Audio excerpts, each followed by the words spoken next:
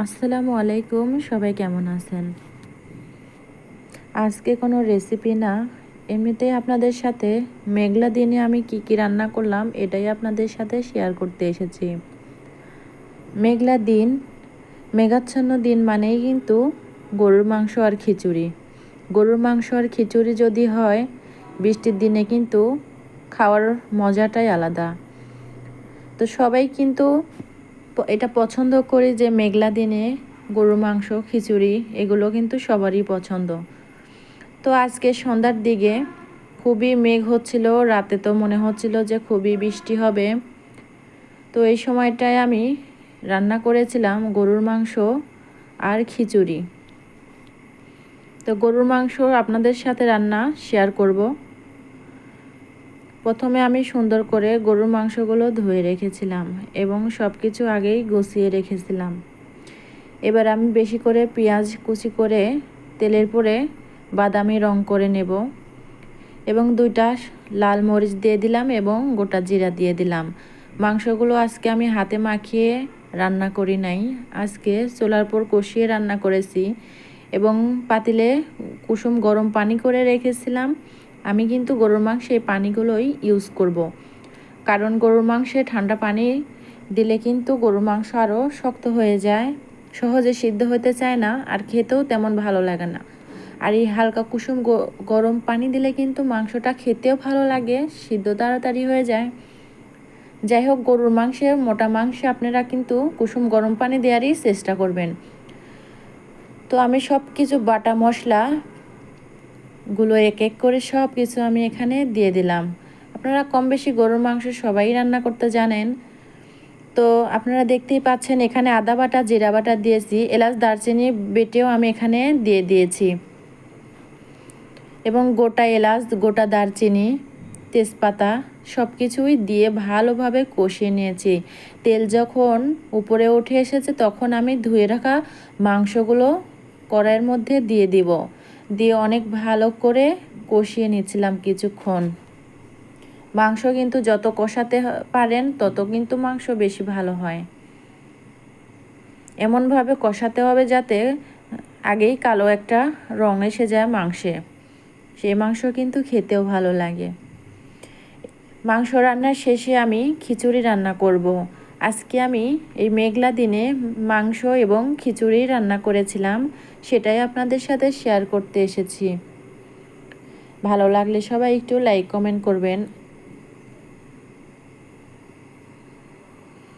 দেখুন আমি মাংসগুলো ভালোভাবে কষায় নিচ্ছি, এখনও এখানে কোনো পানি দেই নাই, যেই পানিটুকু বের হয়েছে ওই পানি দিয়ে আমি মাংস সুন্দর মতো কষিয়ে নিচ্ছি।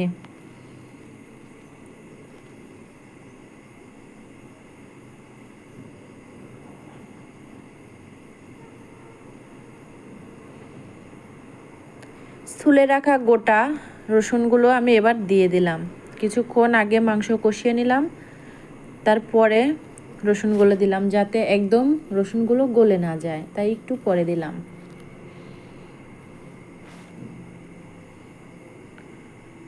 দেখতেই পাচ্ছেন বন্ধুরা কতটা মেঘ করেছে আকাশে, একদম মেঘলা দিন আপনাদের একটু দেখালাম। তো এই সময়টাতে খিচুড়ি আর গরুর মাংস খেতে কিন্তু সবাই পছন্দ করবে।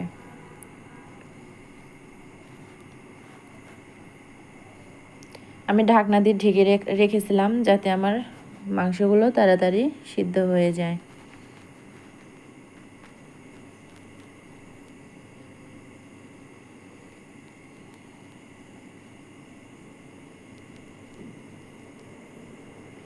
দেখুন আমার মাংস কিন্তু আস্তে আস্তে সিদ্ধ হয়ে যাচ্ছে।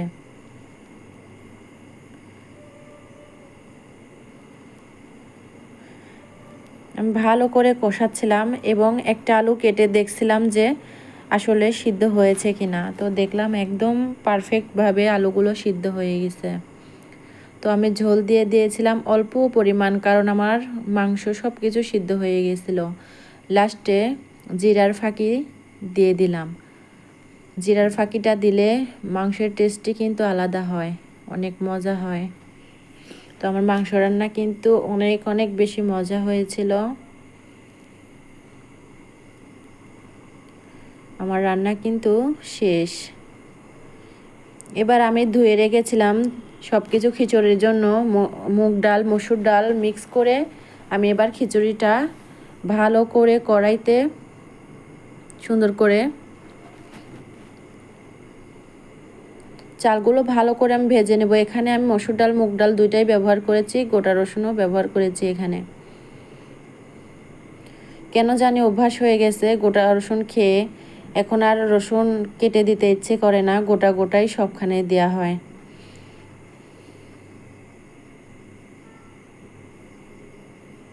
তো দেখতেই পাচ্ছেন আমি গোটা রসুন আর ডাল দিয়ে খিচুড়িটা রান্না করব।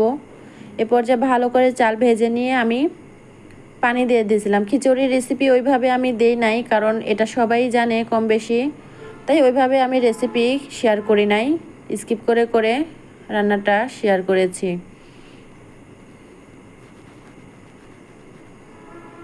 আমার খিচুড়ি কিন্তু শেষের দিকে, হালকা পরিমাণ পানি আছে।